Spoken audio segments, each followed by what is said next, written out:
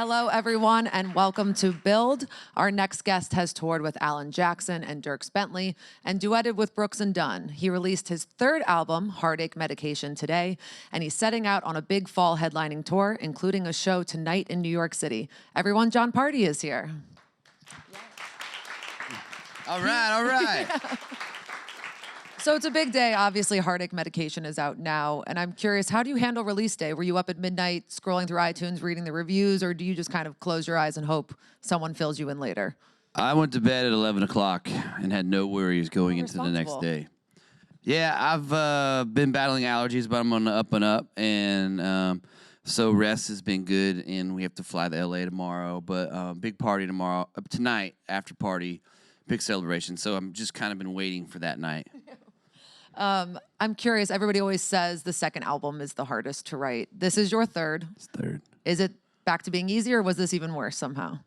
I try not to think about that. Just think about the music. Think about how you enjoy making music, and you that's what you do for a living, and not worry about it. And just, I always say, have the same confidence that you had the last time you made the record. Is that ever confusing? I mean, California Sunrise did things that I think no one could have expected. You know, it was adored by critics. It sold well. You went through 5 singles. Yeah. How do you keep that out of your head when the tours are getting bigger and the sales are getting bigger to just say, no, you have to remember why you do it and how you like to do it? Yeah. It's easy. Just have fun. Enjoy the music. Enjoy the moment. I think we got 5 singles off this album. Great. Yeah, right? Yeah. But I love this record. I love California Sun. I love every record I'm proud of. And I feel like if anything, when you work at anything, you're proud of it. Who cares? We just watched the video for Heartache Medication, and I don't want to say you did your own stunts, but you certainly did your own dance moves. Yes. Tell me about how much time you spent in rehearsal for that. 2 practices. Just 2? Yeah, we had 4, and then we scratched the first dance, which was really cool. And, well, that was cool too, but there was a lot. And then we practiced twice, and we nailed it, and there it is. So whose concept was that when they said, we're going to need you to learn a dance, and then, you know, we want you to be able to perform it, and this is going to take some time out of your life to practice it? Oh, that was my idea. Your idea. Yeah, I was like, I'm going to dance. I love dancing. Great. I haven't seen, you know, many other country singers get out and actually, like, try to choreograph swing dancing and stuff. I say I'm a great drunk dancer, but I really wanted to learn how to dance. Sober. You know, yeah, with Summer and and steps and everything. So you just mentioned Summer. Everybody can booty dance. All right, yeah. It's easy. All right, you shake your butt. That's fine. We got that. I can do that all day long. But can you really dance? Can you really dance? We just found out the answer is yes. And that is your real life girlfriend in the video with Summer. you. She's here. How was inviting her to be in there? It's kind of a different role for her to sort of take in your career. We had a lot of fun, and some actresses can't dance. Right. Bottom line, we've been there. And I've had it firsthand where I've had this really beautiful girl. I'm like, can you dance? She goes, no. But she can booty dance. Right. I was like, this ain't a booty dance song. Right. And so we needed to have practice. And after my conversation with the director and the label, I was like, well, you know, maybe I'll just dance with the choreographer, Joey, who's awesome. And after this whole conversation, Summer like pulled me aside. She's like, I'm a great dancer. I was like, oh, okay.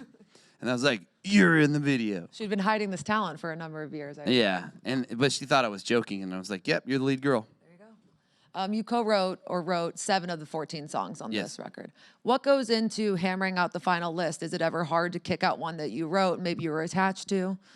It's always hard until you get the mind frame like, this is it. This is the final day. There's no more beating around the bush. Like, we are going to come up with the tracking of the album. Right. And we always start with what can't you live without? Like, what song do you have to have first, second, third, fourth? And you just keep going down the list. And then it pretty much thins itself out. I was surprised to learn that Old Hat almost didn't make the final cut. It now opens this record. Yeah, I've always loved Old Hat. Okay. And I didn't know how, you know, it's like cowboy tough, you know, and I didn't know how women would perceive it. You know, I wanted to be male and female audience, and Summer was like, I love this. Like, it's, which girl doesn't like gentlemen or somebody that pays attention, doesn't lie, opens the door. And basically Summer said it reminded her of how many crappy dates she's been on. So Which is both a good and a bad memory. I was like, if you like it, I love this song, so it's going on the record. I love that. When you're listening to songs from outside writers, how do you know it's a Jon Pardi song? What are you looking for? What's kind of on the checklist that feels right? If it feels good right here, and it feels like something I would want to write, it's like, thank you. I do not have to write that. I do not have to sit down and try to come up with something out of my brain, onto paper, onto melody, into chords, into rehearsal, and then into the studio. I just get to go to the studio and recreate their song and make it mine. And that's something I love doing in itself. I love taking somebody's song and making it sound like something I wrote. And for me, it makes it really easy to make a great record because you can pick and choose half, and then I'll try to write the other half. So you still get like my songwriting and then my producing on the whole kind of record. That's awesome. What is maybe the weirdest or most surprising thing that inspired a song on this record? I don't think there was really anything weird. Nothing weird? Mm-mm. Isn't there a song that was inspired by something you took off of your tour rider? Oh, well, that's Jack Daniels. That's not weird. I think Everybody it's a little gets bit weird. dumb drunk on Jack Daniels. Sure. I mean, anybody throw up on Jack Daniels? This guy's like, yeah. But so you used to have a love affair with Jack Daniels and it had to go. And now this is a song. I mean, it's a fun song. I love having it on the album. Well, me and Jack is based off a Ryder. And what we say by Ryder is like, if we were doing a show right here and I needed my whatever collection of things I need in my dressing room, that's what the Ryder is. So I think it was like a pack of smokes and Jack Daniels was on the Ryder because that was my old... A very high maintenance artist, I see. No, not me. That was all my tour manager at the time because we were in the van. It was always like JR because he called into the venues and like he smoked and he liked Jack Daniels. It's like, oh yeah, man, we'll have a pack of smokes and Jack Daniels. That's all John needs right there. All right, we'll see you in a little bit. It's from Alabama. And and it would never be the little bottle. It was always the gigantic like 30-pound bottle, and it would always be gone at the end of the night. And there was fighting, there was crying, there was lost band members, there was get this guy another hotel room, and so much thing. And it was all in the van. It was like a 12-passenger van. And I was like, you know what? Maybe we should take Jack Daniels off the Ryder. And through that idea, 5 years later, I wrote Me and Jack. I love that. And actually, side note, Please. JR, my old tour manager, my guitar player got married last week, and he came up to me. I love him. He's one of my favorites. He goes, man, I'm selling the van. You got first sale. It's $2,500. Wow. Do you want the van? I was like, you spent 4 years in it, man. Do you want the van? I was like, yeah, $2,500 for the van. Heck yeah, bought the van back. It's in the company now. It's at my house. My first van, there's probably like a rotten cheeseburger under the seat somewhere. And so, but it was fun to get the van back. So like it's all coming full circle with me and Jack. I love that. Yeah. There's another song that I think was surprising and I loved hearing, which is Don't Blame It on the Whiskey. Yeah. Miranda Lambert and Eric Church co-wrote that song. Mm-hmm. It's not exactly a ballad, but it's certainly a different side of you, slowed down, and it's a duet with Lauren Alaina. Yes. When you heard that, or how did you hear it? Who gave it to you? I heard that in 2010. We used to have this place that me and Cole Swindale, me and Cole Swindale, I always call him Swindle. I'm sorry, Cole. He got mad at me. It's Swindale. And so me and Cole Swindale, Dale, Jesus. See, I'm just gonna. Me and Cole. You just have to do what feels right. Me, Cole, and Blaine Rhodes, and Dustin, who used to work at Capitol. We all used to hang out, and it was like we had nothing going on. We were all just like to party. And Eric was on the label, and he was about to put out Chief, and Dustin had a copy of Don't Blame It on the Whiskey. And he's like, man, it's a great song. I was like, it's so good. That's cool. 10 years later, fast forward, I came back around. We almost recorded it for California Sunrise also. But for this Heartache Medication, kind of the theme and the kind of the heart of the record, Don't Blame It on the Whiskey fit in really well because it's basically like we're moving on or we're staying here. And it was so well written, so many great lyrics, and we wanted to really focus on the message of the song, and that's why it's very subtle and it's very to the point of like, you know, it's over or we're gonna figure it out, but we can't blame it on whiskey anymore. And just a great song. And as an artist, you try to find great songwriters to record great songs, and Eric and Miranda and Luke Laird and Mike Keeney are great songwriters. And there's a list of great songwriters on this whole record, from Jeffrey Steele to Luke Laird, Red Akins, Jeff Hyde. I mean, it goes on and on. Natalie Hemby, Barry Dean. I mean, it's stacked full of songwriters. And Bart Butler. Can't forget Bart. Can't forget old Bart. So it's just a list of great songwriters. And I think Eric and Miranda are probably happy that they're on that list of such high caliber songwriters, because they are. Eric has actually said some really nice things, that he was so happy that it was you who ended cutting it, because he always thought of you as somebody, I think he said, who has his own sound and is his own man. I'm curious, is any part of you ever just kind of surprised that someone like Eric Church is now flattered that you're recording his song? I mean, it's coming a far way for your career. Well, he was excited the day we asked if, like, we were going into the studio the next day to record it. And I've heard tales that Eric was like, nah.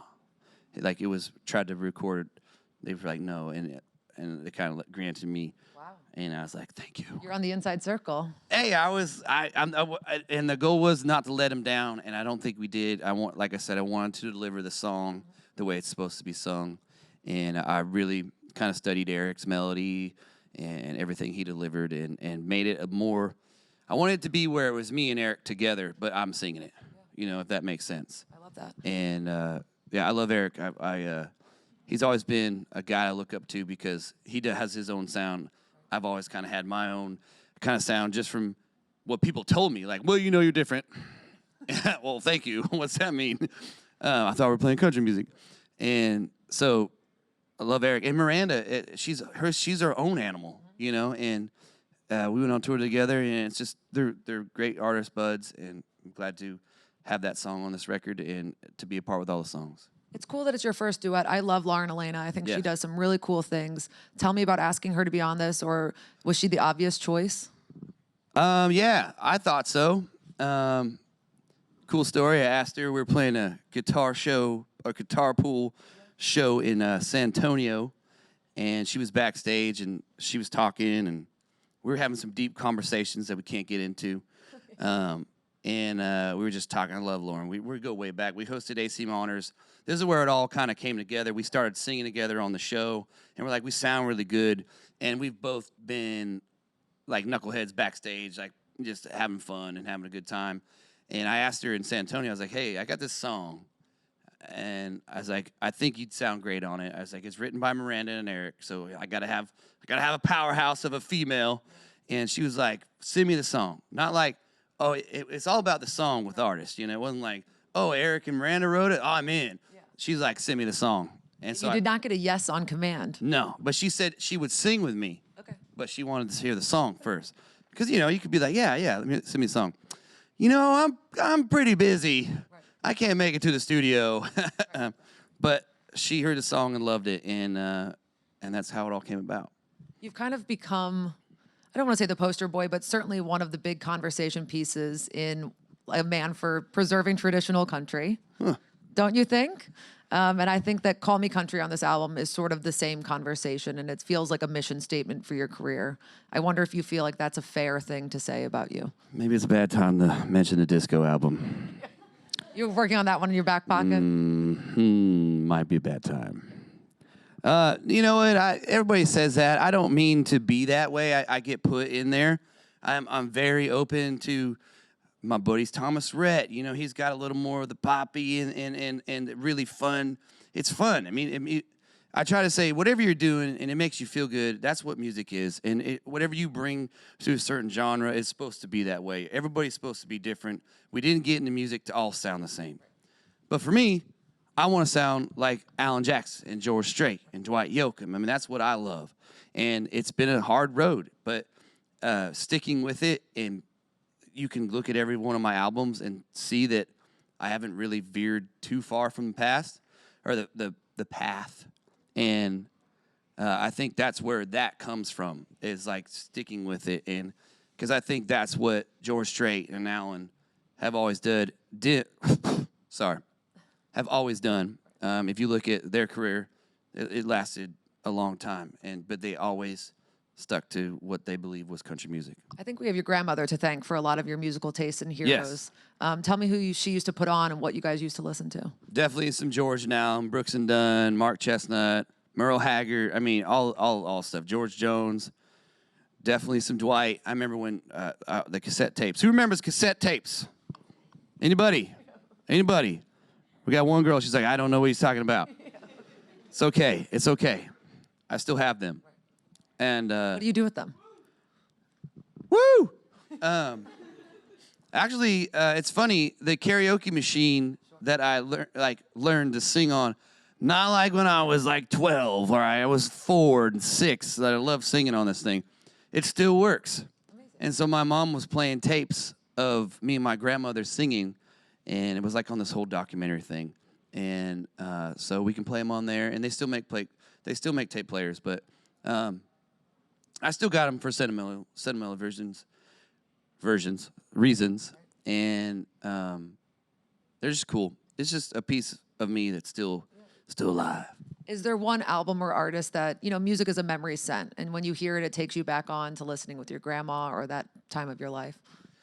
It's been hard because I've been through so much mentally with touring, meeting people, new sounds, trying to make records, that all that's kind of gone. Like, a good example is, I don't know how many are from New York City.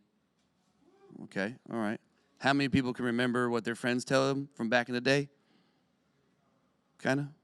You know, like when friends are like, hey, you remember this one time? You did that? You did this? Like, no, right. I don't. But thank you for reminding me. Right. So I go through a lot of that.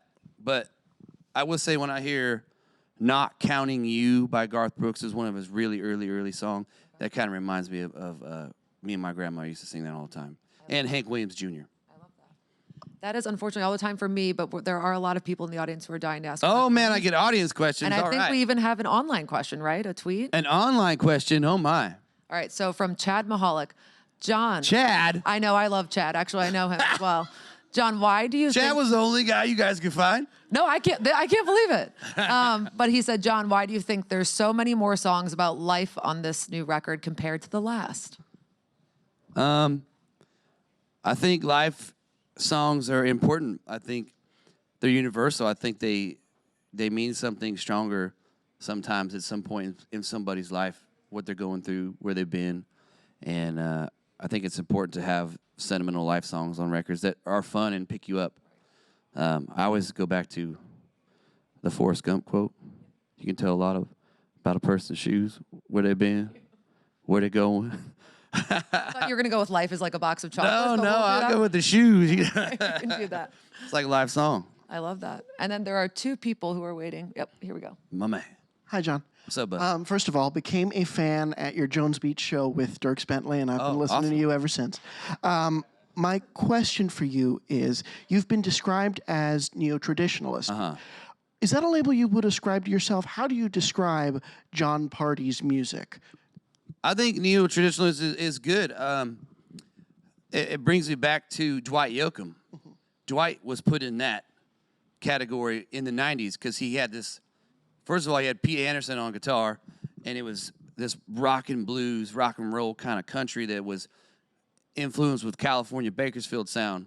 Mm-hmm. And for me, it kind of takes me back to where I'm kind of bringing this old school sound, but it's modern, and I always can explain that I can tour with Alan Jackson or I can go open up for FGL. Mm-hmm. And it's all in the same kind of relevance. And I think that's what neo-traditionalists mean.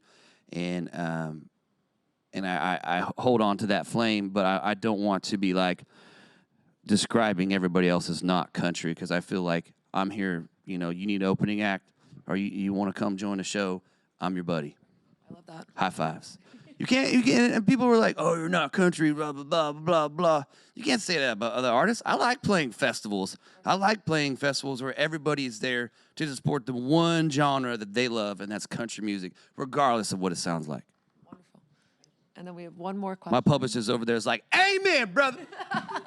Hi, I was wondering if you had a favorite song from the album. Oh, the new one? All mine are favorites. But you seem really sweet.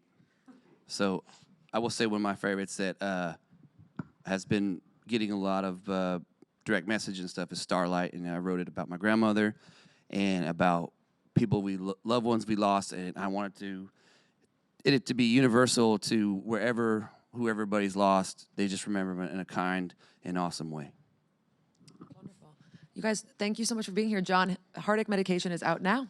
Yeah, I'm sweating. I don't know why.